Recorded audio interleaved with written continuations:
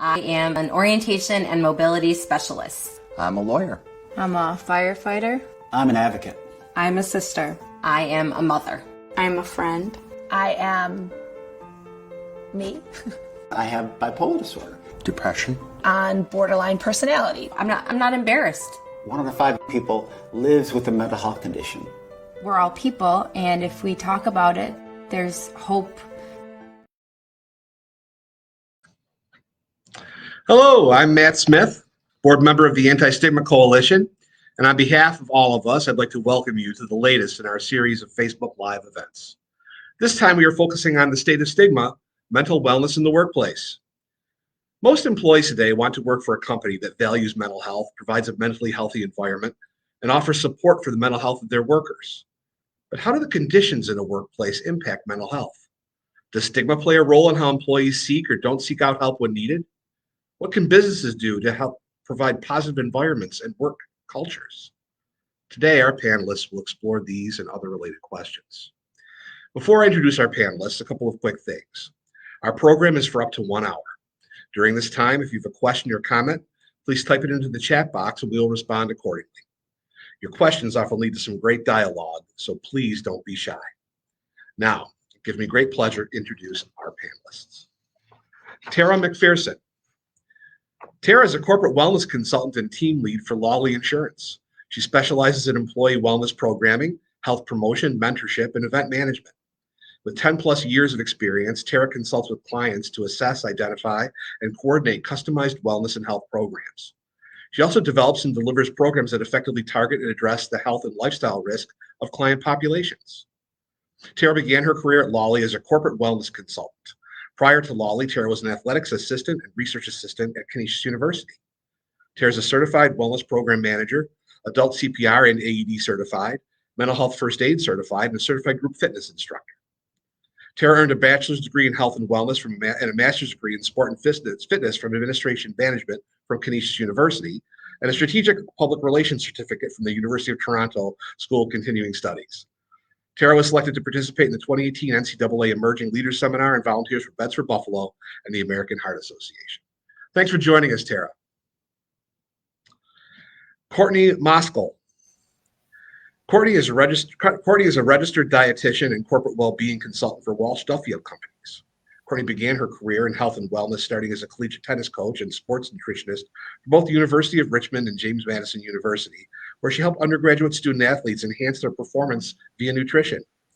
She then worked in a variety of clinical and corporate settings, helping individuals achieve their health and wellness goals in Boston.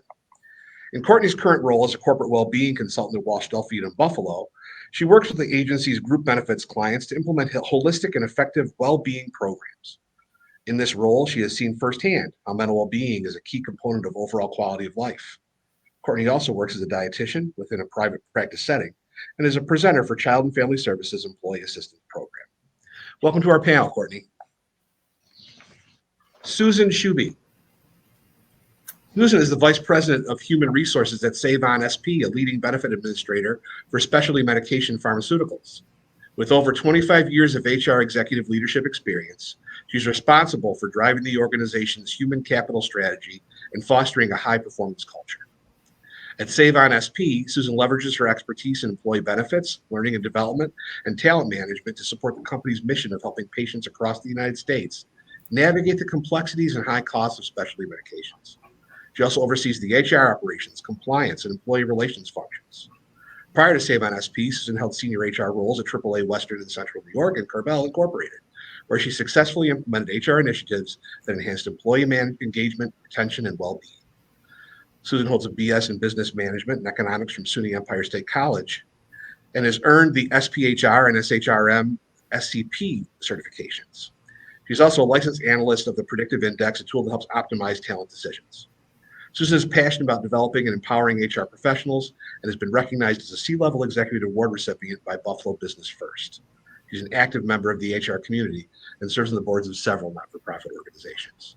Thanks for being a part of our discussion, Susan. Thank you. So welcome everybody, and thank you so much for taking time out to talk about this very interesting topic.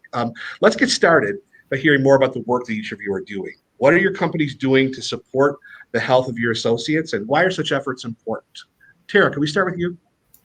Absolutely. Thank you, Matt. And hello, everyone. I'm really happy to be here today.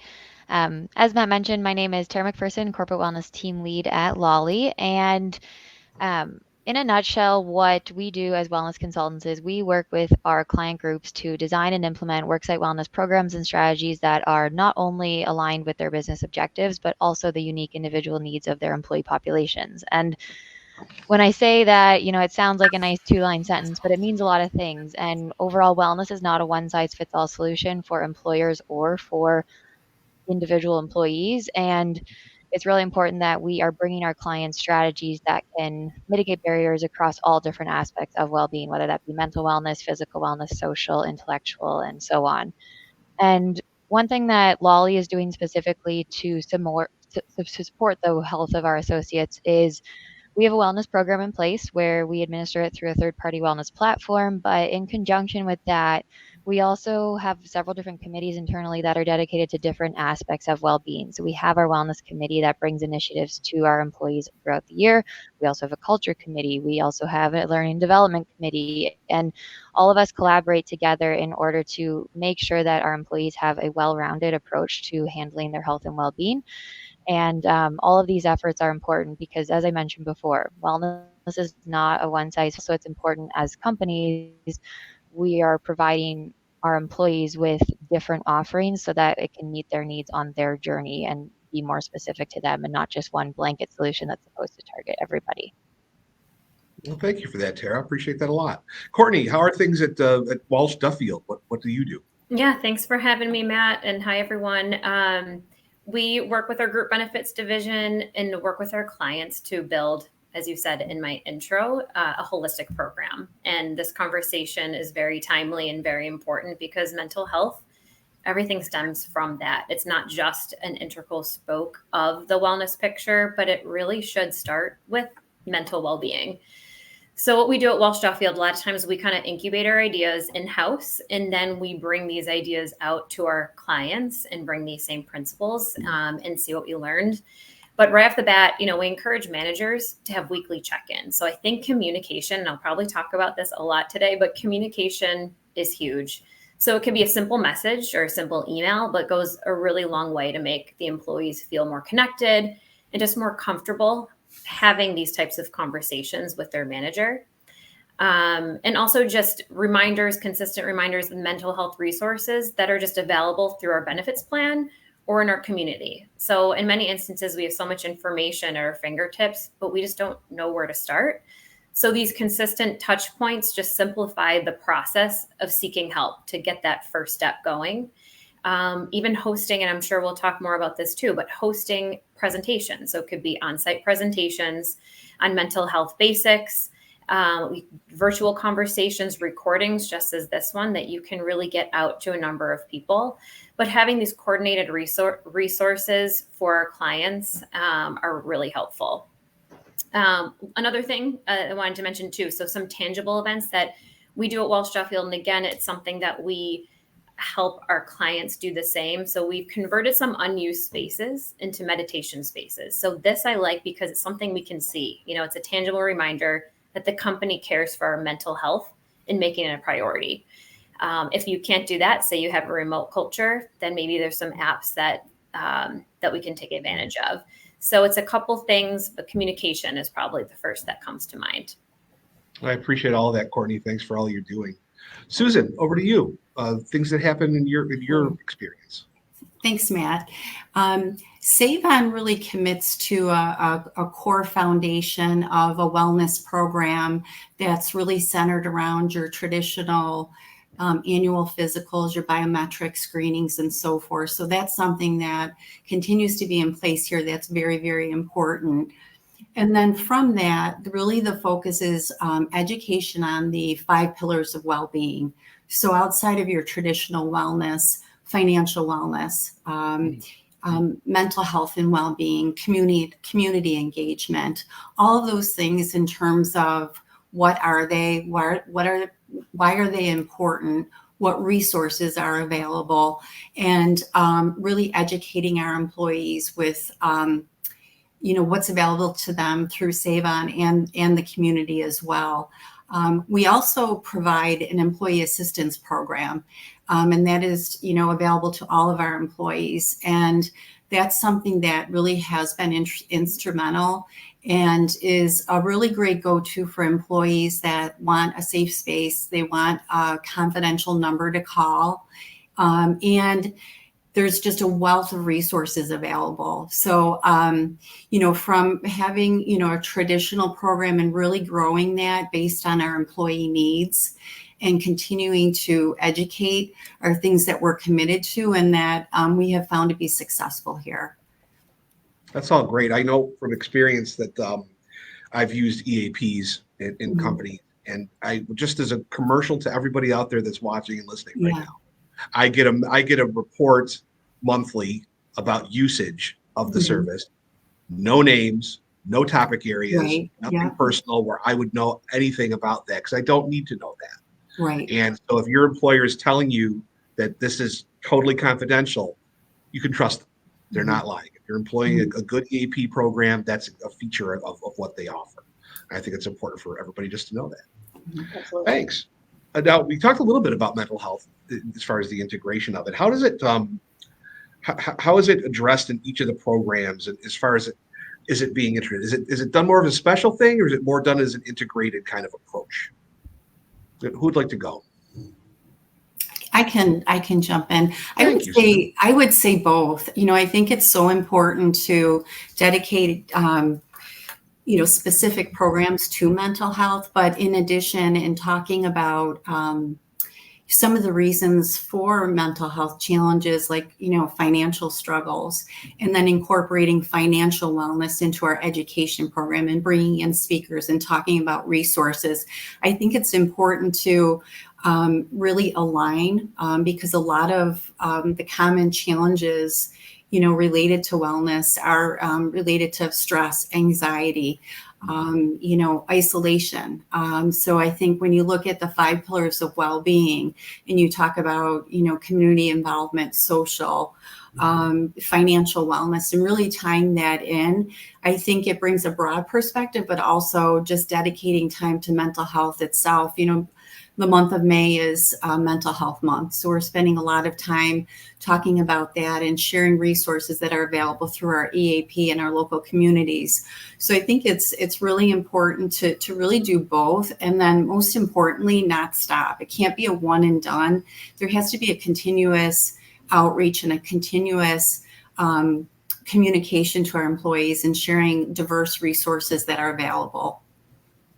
I agree with Susan on that. It's the consistent communication touch points. And I think for all of our listeners, today's a great time to start, or at least, the month of May is an awesome place to start. And I also agree with it's not just standalone. Even, we have the opportunity at Walsh that we work with our clients and the local carriers to look at what our clients, how are the costs of our clients, what's happening behind the scenes on an aggregate level. So again, all confidential on an aggregate level only. We're able to see, what are the group's high cost drivers? So what are the conditions that are costing their health plan the most? And mental health conditions consistently make it to the top of the diagnostic categories.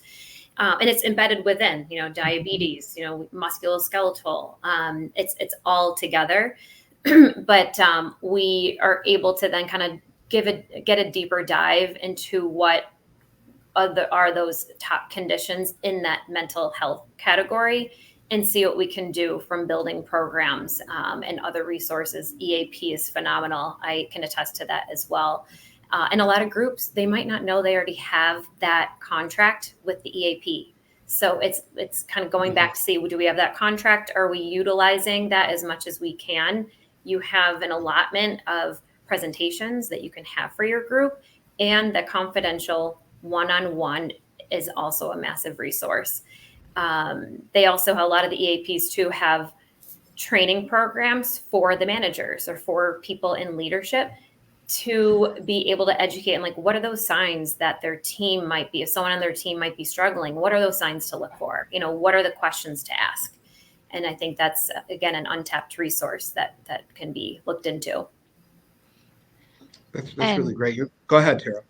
Thanks, Matt. And I I like how both Susan and Courtney were talking about the communication. And I think a lot of times we think when we work with employers, sometimes there are really good resources. I know Courtney was mentioning the carrier resources and then the EAP resources. Those are all what a lot of employer groups have, but it's how we communicate those things. And if we just say we have it, we've checked the box, we don't really tell employees we have it unless it's in their first initial meeting when they're onboarding at the company, they probably forgot about that information. So the more frequent communication you can have throughout the year about the resources that you do provide, whether that's through the carrier, through an EAP, maybe it's a point solution, maybe it's webinars, but the more you can tell employees about those resources that they have access to, the better, because you never know when it's going to resonate with somebody.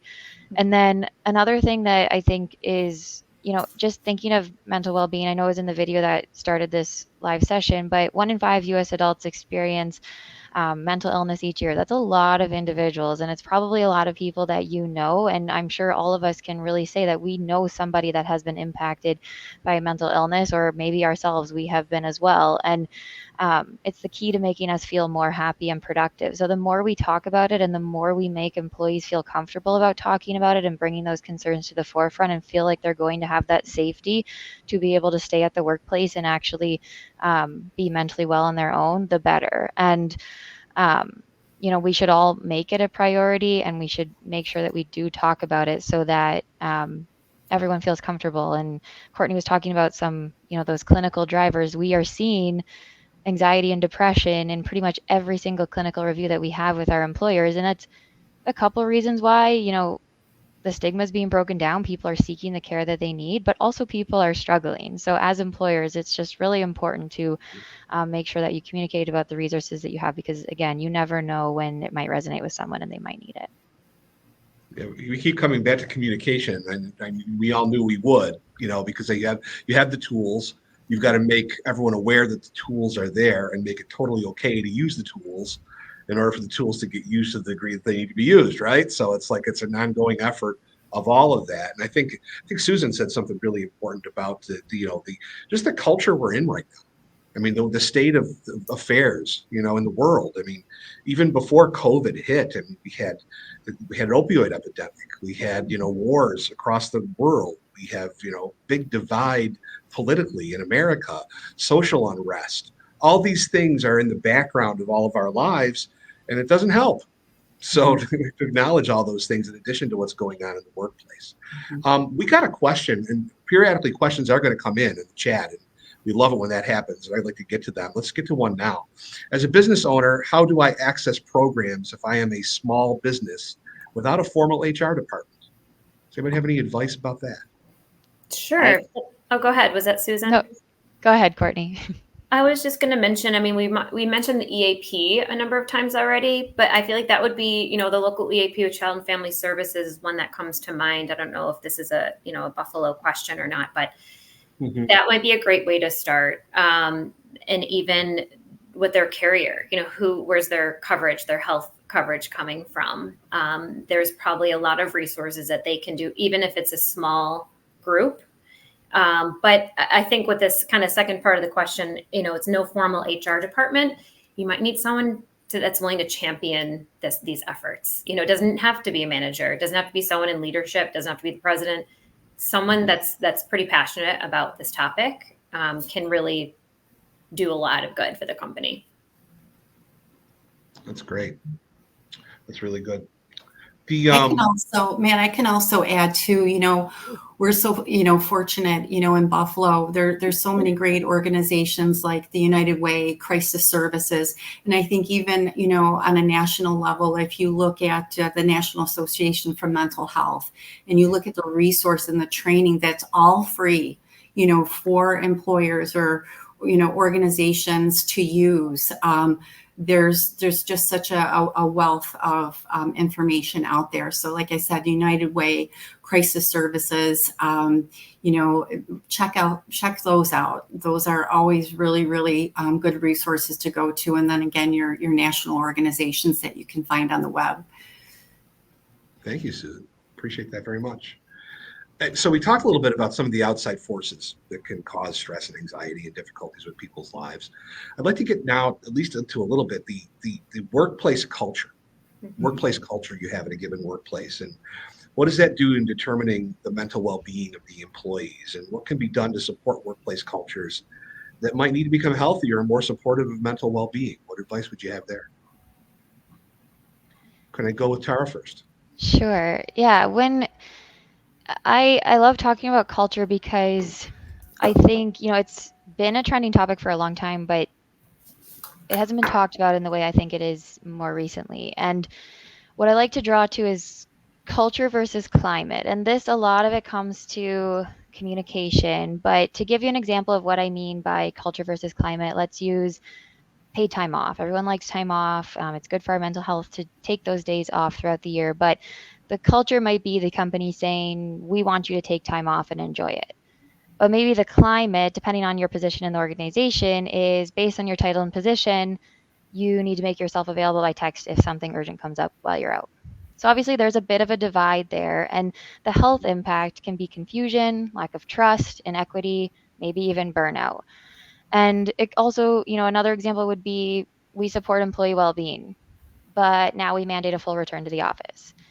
And that can also cause stress, anxiety, depression. If people don't understand the why of different changes that are taking place, or you're not being fully transparent about the different things going on within the organization, it can cause a lot of stress and anxiety for individuals. So I think it's really important when you think of your culture, you really want to make sure that wellness is integrated into all the fabrics of your organization so that employees feel supported as a whole, and it trickles down from the top to the bottom, and it's communicated in a very consistent way. Because if there's a divide in the way policies are implemented, or the support is being given, maybe some employees are getting more flexible schedules, others are not, and it hasn't been communicated about why that's happening, you might have the people that are not feeling more stress and anxiety and not psychologically safe because they don't feel like they're being supportive. So I think, culture, it comes down to a lot of things. It's very unique to your specific company, but it's important that it is ingrained across the organization, and it's not just, a policy that's a policy to be one and say you have it, but really it's actually implemented in practice in your everyday environment. There's a lot to unpack there. Courtney? Yeah, just to piggyback off what Tara was just mentioning, flexibility, you mentioned that a few times, Tara, and I think that is a really big piece here. So if it's flexibility, of course, there's times where maybe the workforce is totally in the office or hybrid or completely remote, but being flexible too with time off that's needed. Some groups have unlimited sick leave. And I think that is really useful because you don't need to give a reason. Are you at a doctor's office for like a physical ailment, or is it for a mental health appointment? And I think when you have that kind of flexibility, you realize that the employer that you're working for does have the trust in you. You're taking advantage of that extra time, but you also have the flexibility. You don't have to have extra stress if you have to miss work for getting that help. So I think if you're an employer listening and you're able to maybe get more flexible in those restrictions, that would be very, very helpful. Thank you for that. Susan, anything to add? Yeah, I think, just coming at it maybe from a little bit different perspective when we think about culture and how important culture is in an organization, especially the foundation of trust, right? And what I think we're seeing is that after COVID, the majority of our workforce has gone remote and has not returned. And so what we're seeing from a culture perspective is, having the pulse on the organization, how people are thinking, feeling when it's remote. A lot of companies are really challenged with that. And really, how are people thinking? How are people feeling? Because you're not together. And some of the other feedback too is that these employees that are remote now, they feel somewhat isolated. they miss being part of a team. They miss being part of that culture in the organization and having that collaboration and teamwork. So I think that's, a challenge that we're facing. And I know that many organizations are facing, and it's really a balancing act. But for me, leading human resources, I always pride myself on having the pulse of the organization. How are people thinking and feeling? And we have to go about and find that a different way with people being remote. And how do we reach out and engage and really ensure good communication? And I think it's a challenge. I think ongoing efforts and different ways to connect are really important. But that belonging and that identity is something that we're really working on, and we're really committed to strengthening our culture. But it certainly has had an impact. It's so funny, all the things that I'm learning a lot today, by the way. I just want to share that across the board. As a director of my own organization, you always think you have the pulse. You think you know what's going on. And there were many times in my career where I found out I did not have the pulse. Right. I did not understand what was going on. I made assumptions and I made mistakes. So this balancing act, this desire to work remotely, this desire for flexibility, counterbalanced with team and belonging and relationships that we all have been taught are helpful. What advice do you have for the employer today? I would say is listen to your employees and really engage, in any way possible. Meet people where they're at. If they would like to have a Teams meeting, great. If they'd like to come into the office and have a focus group discussion. However, as long as the communication is ongoing, but have those conversations. How are people thinking, feeling, and really trying to understand whether either a survey, where people might feel comfortable giving feedback in a survey. And then I think listening to the employees when they're looking for that balance of being in the office and then still having that flexibility. One thing we've incorporated is quarterly in-office days. So those are days everyone comes into the office. We have an agenda, with a company update. We have team building. We have potluck. Everybody comes together. We'll celebrate birthdays. And so we're making progress there, and we've gotten good feedback there. But we have to continue to be open to new ideas and what's going to work for everybody. But it is a balancing act, and it's so important again because it's a blend of all of those things that bring people together. Yeah. Courtney, I see you nodding. Yeah. I was just, it's amazing how much I think everyone is communicating so much more. Like people are constantly in their phones, sending texts, emails, we're all chatting with one another, but it's really that human, like face-to-face connection that I think is lacking. So I love Susan's ideas of having those, in-office experiences to get that pulse, like you said, but to have that physical face-to-face contact with people. I think getting back to those situations are important. I think I know that we'll get into it too, but I feel like that's one of the biggest reasons, like the rates of depression and anxiety are going up. We're feeling more isolated post-COVID still, just because our culture and our world has shifted tremendously. But I think those human connections are really important. And to what degree is an employer responsible, for supplying that? I don't know if you have any thoughts on that. Jared, what do you think? Yeah, I think employers are extremely responsible for the mental well-being of their associates. And because if we want, focusing on mental well-being is good for people and it's good for business. And the more happy your people are, the better they can do their work. So we try to disconnect and bring our full selves into work, but obviously personal life happens, and it's really important that employees feel supported no matter what's going on in their life, so that they do feel like they can bring them full selves to work. And work also trickles into personal life. So how can we help our associates with disconnecting when they might need to, and taking that time off, taking that mental health day? I like how Susan was talking about surveying employees and Courtney about, having that in-person interactions and being intentional as a company about making those interactions happen.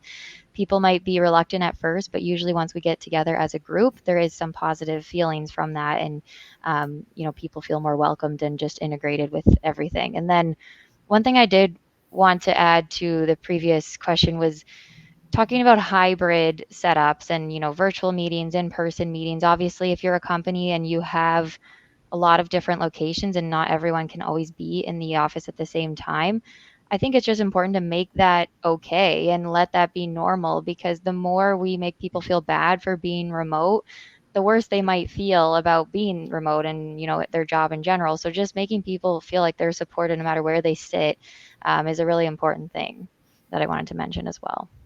Thank you, Tara. Appreciate that. If anyone is just joining us, I'm Matt Smith from the Anti-Stigma Coalition, and I'm joined by Tara McPherson of Lawley Insurance, Courtney Moskal from Walsh Duffield Companies, and Susan Schubbe of SaveOnSP.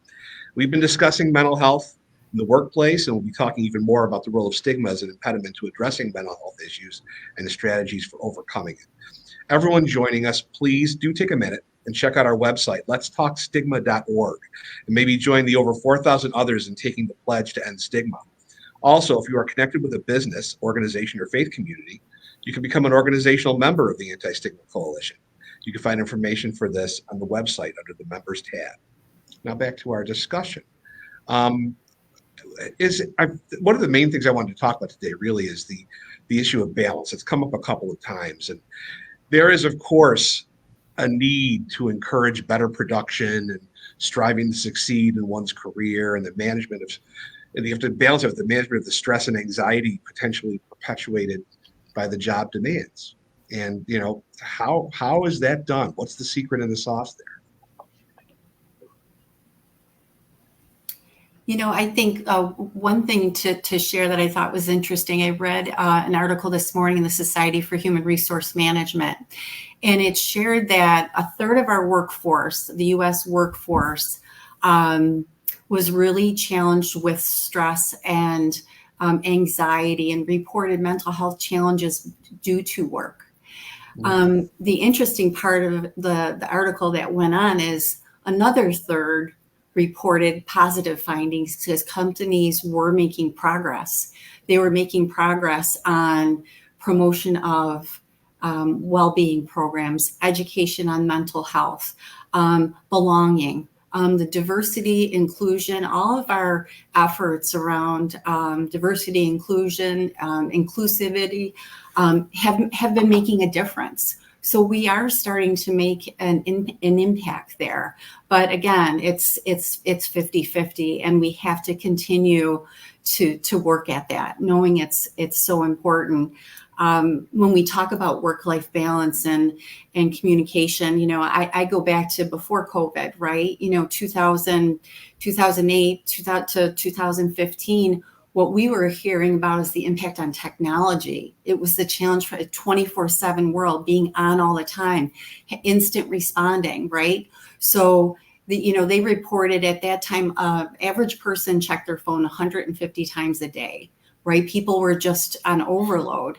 And now, you think about, going through COVID and what we've gone through COVID. So we've had technology, COVID, and we talk about what we're faced with today. So, our efforts on education and building our culture and communication with our employees and listening is more important than ever. Okay. Courtney, anything to add?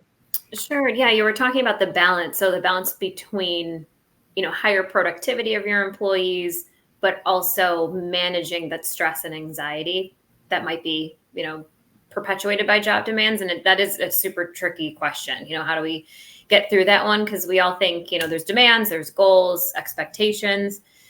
And typically the way people think about it, the harder you work, the more recognition and more successful you'll be. However, we've all heard about burnout. Burnout is certainly real. So we need to make sure that we are keeping the balance in our life. We're checking that, and management leadership. We're making sure that we are not just telling our employees all these things, but truly acting upon it, and offering, even if it's small breaks throughout the day, it's like that space that I was mentioning in the beginning, like a little meditation space in the office, or encouraging, lunchtime, getting out for a walk, small things and breaks throughout the day that truly can help for someone's mental health. That's good advice. Thank you for that. Tara, anything else? Yeah, I guess just I think to add on, making sure that your leaders and managers are trained in things like emotional intelligence. I know Susan mentioned DEI. All of those topics can really help those managers and leaders support their employees. It is a difficult balance, but I know Courtney mentioned recognition. That's a really big thing, making sure that there is recognition in place within the company so that employees are feeling rewarded for the different thing that they're doing. But the more emotionally intelligent and aware your leaders can be, the better they can help their employees mitigate the different stressors that they might see at work as well.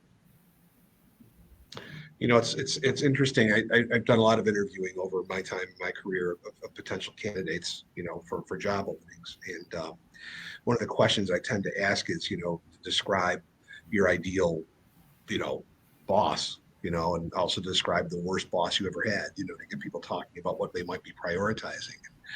It's grown and grown and grown and grown over the last couple of decades. The first thing that almost everyone says is they describe a boss that didn't care about their personal issues, that didn't care about their personal life or who they were as a person, who just cared about the work and nothing but, and that was bad for them. So a question just came in from the chat is, how can candidates determine if a potential employer prioritizes mental wellness during the interview process? Interesting question. Yeah, that's a great question. I think it could be a simple, like during the interview process, I think they always open up to questions, right, to their candidates. Any questions about our workforce or about our culture?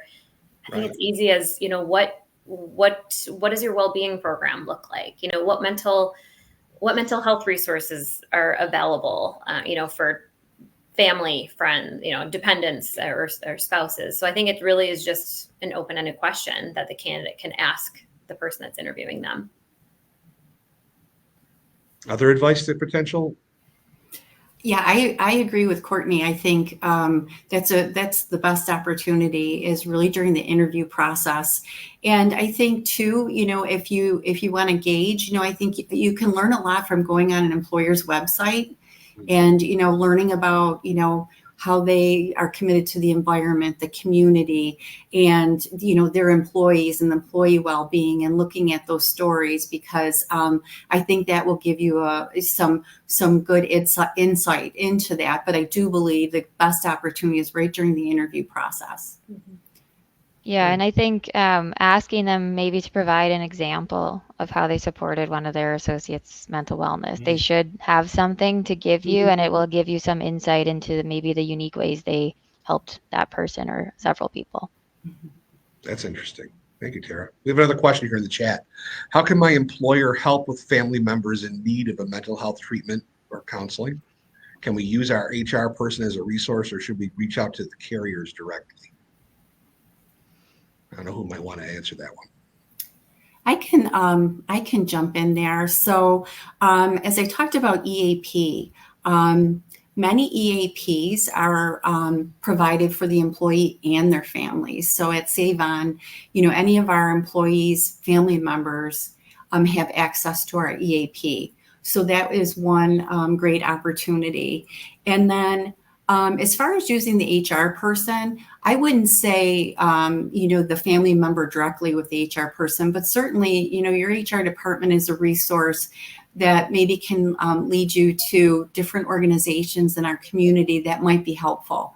And even starting with seeing your primary doctor, and that your primary doctor can give you a lot of guidance on resources. But again, when you look at United Way and different organizations, those are all great resources that your HR person can share, so that will help the family member.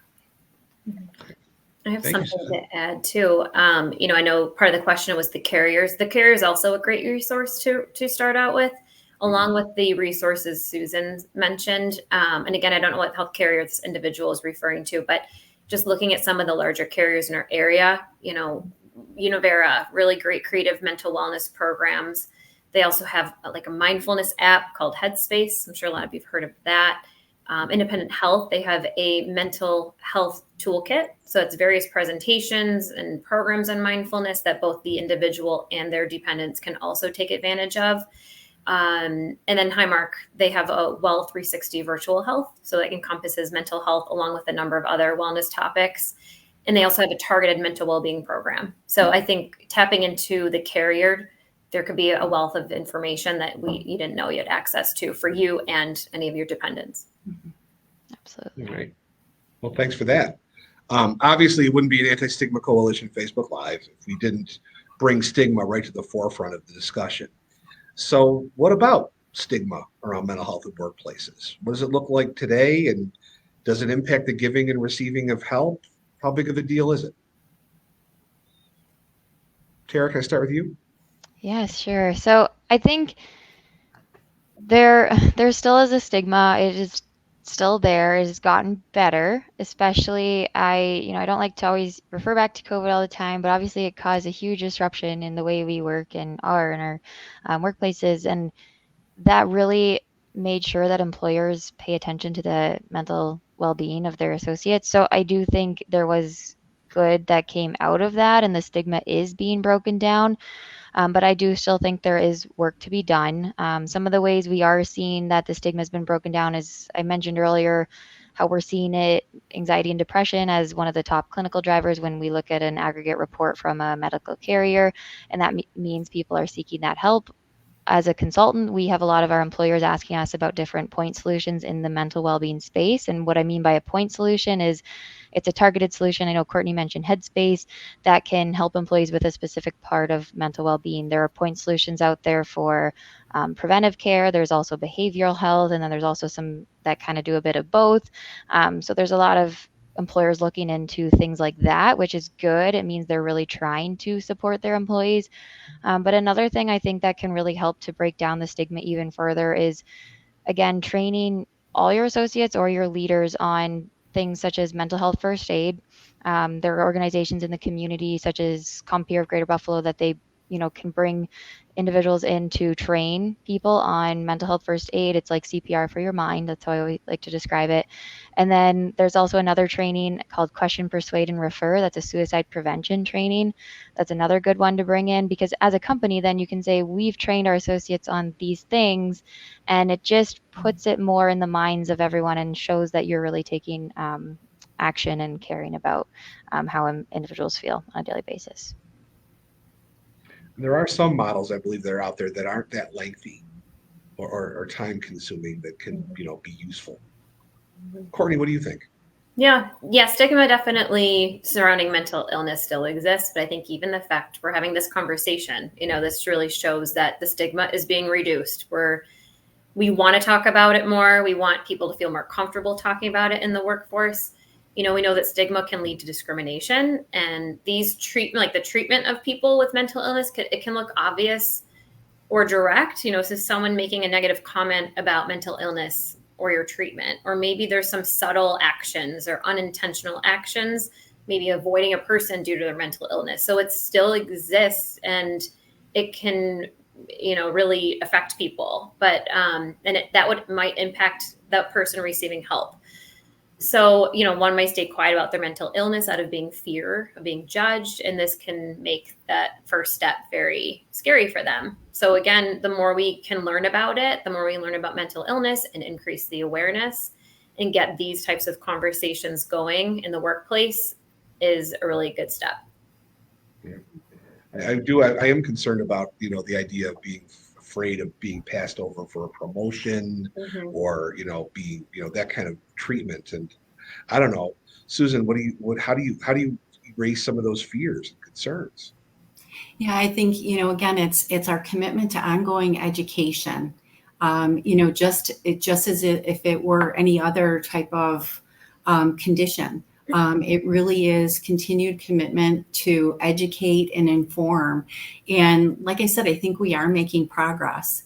But we're going to, we need to continue to do that and educate our managers and make sure that we're doing all of the right things to, build that culture of openness and trust. I mean, trust is the foundation where, people feel, comfortable talking about some of the challenges. And, we're not there yet, but that's where I think it's important that, you offer and you provide information that's confidential, whether, obviously through the EAP, or just have a variety of resources that people, if they're not comfortable talking about it at work, that they can at least get help and reach out in a variety of different ways. Right.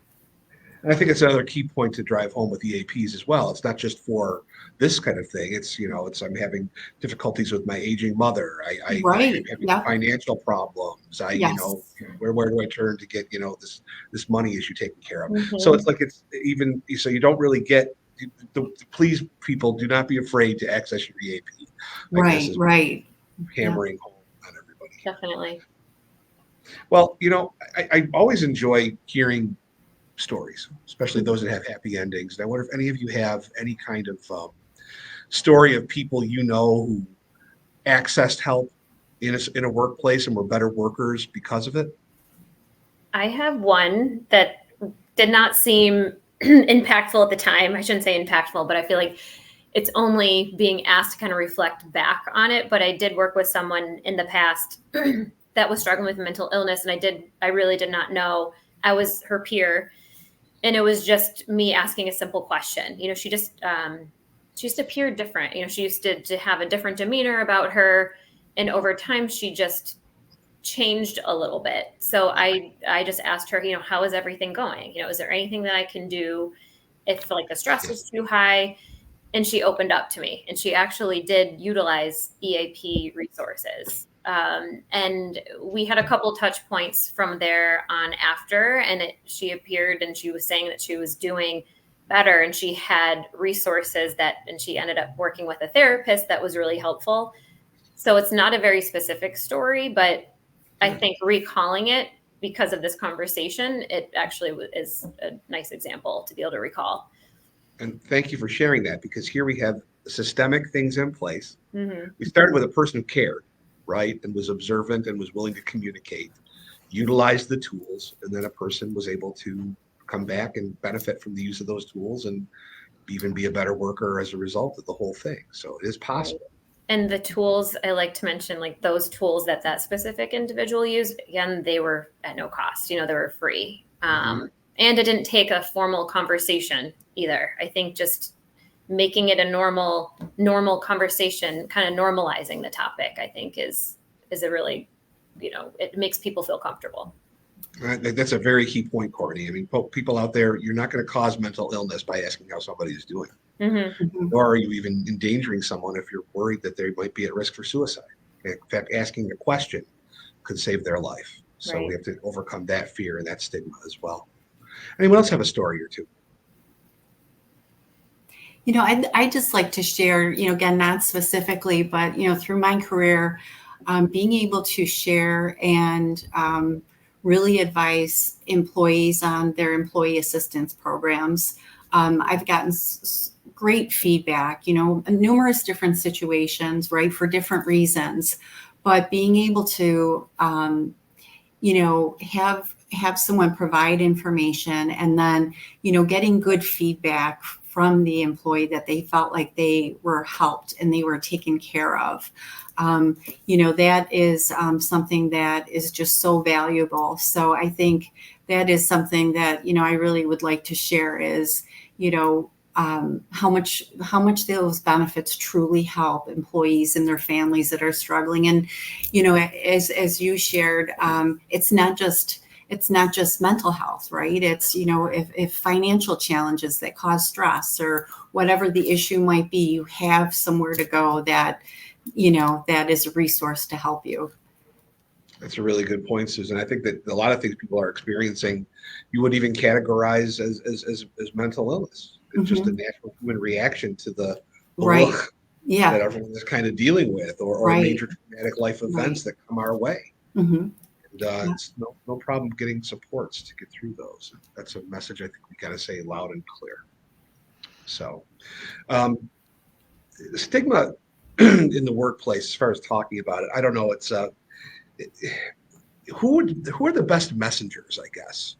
You know, I mean, we think about the different tools and things we make available, and we try to normalize the conversation. How do we empower employees at every level to be involved? I think, I think yourself is, you can be a messenger and you can talk about it, because the more you educate yourself and the more you feel comfortable, and it can be uncomfortable to, open up, but that really helps us create a deeper connection. But again, leaders, managers, making sure they're trained to be having these open conversations, especially in their one-on-ones with their employees, to make sure that they do feel like they can open up. But then what's also really important as a company is that if you train your managers on having those conversations and then things do come up, they do need to know what resources are available to refer out to those. So if an employee comes to you with something, you have to be able to know what the EAP specific number is, maybe what the carrier number is, so that those employees can take action and actually get the help that they are seeking. And I think also, I know it's come up a lot, but education, having those presentations on different topics related to mental well-being, or just in general, different well-being topics, can always open individuals' minds about something they may not have thought about, or just give them the support that they might need. And things like meditation classes. I know Courtney said they have a meditation room at her workplace, but you never know who's going to take that and actually start building a new habit out of it. So the things you're offering are always going a long way, whether you receive direct feedback or not. But it should be a lot of messengers, and it can start with you as well, and having those conversations internally. Yeah, I was going to mention top down. We talk about like top down leadership. I think having it part of the culture. So leadership absolutely needs to be not just on board, but kind of walking the walk. And I think also the managers as well. So there's ongoing meetings, one-on-one meetings or team meetings. It should be part, like just a simple question that they can embed into those conversations. But I love Tara's stressing that they need to have those resources available too. So don't just ask about it and have no follow-up. Even I know in some of the break rooms, or in our break room at Walsh and some of our clients, we just have the EAP printout there, and you can tear off at the bottom. It's the number to call. So no one needs to, you can tear it off and you have it and call when you're able to, or confidentially. But just these conversations, I know that question, it came up, like who can do this? If it's a small company, really anyone can. Anyone can really start these conversations. But it does require a little bit of intentionality, right? I mean, we have to really kind of think this over a little bit. What do you think, Susan? Yeah, I definitely agree. I think everyone can be a champion. Ideally, senior leadership talking about it. I think about how moved we all are when we hear these stories of, maybe a famous athlete or people that are, that have shared their story, that had made a difference in so many people's lives, and they've saved lives with their stories. So to be able to have that in the workplace, a person to go to that will be, be an advocate and share their story. And the other thing too is employee resource groups. I think a group of people with a like cause, with the support of the organization, that come together focused on mental health, and they work together to really be that community independently, and sharing information and resources is another good opportunities that organizations then can consider. Great, very good. We've only got a few minutes left, and I wanted to make sure that each of us had a chance to really cover what we're hoping to cover before I started talking too much. Any of you would like to start with, what's the main message you'd like to make sure that people who are watching this would get from you? I think starting with the conversations, it's May, maybe capitalize on Mental Health Awareness Month. And so if you're in a role in your company that you're able to get this type of information out to everyone, now's the time to do it, and just normalize these types of conversations, because your employees are your best resource. Very good point. Thanks, Courtney. Tara, how about you? Yeah, I would say my final thoughts were, I guess, I have so many thoughts I'm thinking of, but I think overall, mental illness is nothing to be ashamed of, and neither is talking about it. And we should all make our mental health a priority and understand that mental health matters. It's important to listen. It's important to have conversations about it so that hopefully, as we continue on through life, we can feel supported, and so can our employees as well. Thank you, Tara. And Susan. As I shared, life really is a journey. I talked about going back to 2008 and impact on technology in the world, and work-life balance, and then what we faced with COVID. And now you look at the challenges in the world today and what's going on, and it's a whole different set of challenges. So my message is, there's a lot of stress in the world. There's a lot going on, and the impact on our ourselves, our employees, our families, it's not going to go away. And it's going to continue to get harder, and we have to continue to stop the stigma on mental health. We have to be able to be there and talk about it, continue to build our resources, and take care of one another. That's what it's all about, because like I said, it's challenging times for everybody, and everybody has their own story. But what we can do is come together, and discussions like this, and through our community, and helping our employees. That's what it's all about. It seems that workplaces are one of the key battlegrounds where this is taking place. I mean, if you think about it, between the ages of 18 to 65, thereabouts, we're spending what percentage of our life working? A very large percentage of each day and each week is spent there. And if we have to, if we're going to be there, we need to make it a place that we can be healthy in, and feel supported in, and feel okay in. Because if we do not, the rest of it's going to be impacted too. Right. It's just, it's so great to see the work that all three of you are doing, and the realization that your companies have made in the investment that's necessary to help people to get to that space. Combating the do more with less that all of us are confronted with all the time, and realizing and acknowledging the stressors that are visible to everybody on a daily basis. And thank you very much for all the work that all three of you are doing, and thanks for sharing all the things that you shared today. As a reminder to our audience, we need you to take the pledge to end stigma by going to our website, letstalkstigma.org. If your organization would like to join us in our cause, there's information on the website as well. Just click on the members tab to find out how. Together, we can reduce stigma and create an environment of support where help seeking and help giving are the norm. I'd like to say another thank you once again to our panelists, Tara McPherson, Courtney Moskal, and Susan Schubbe. And I'd like to give a shout out to everyone behind the scenes, Mike Telesco from Telesco Creative Group for his vision and technical support, and Karen Karaszewski from KKPR Buffalo for her support as well. For all of our viewers, we hope you'll join us for our next Facebook Live, which will be coming your way soon. If you joined us late or want to tell anyone about this episode, all of our Facebook Live programs are available at our website, letstalkstigma.org. So on behalf of the Erie County Anti-Stigma Coalition, until next time, I'm Matt Smith. Stand up to stigma, and good luck on your wellness journey.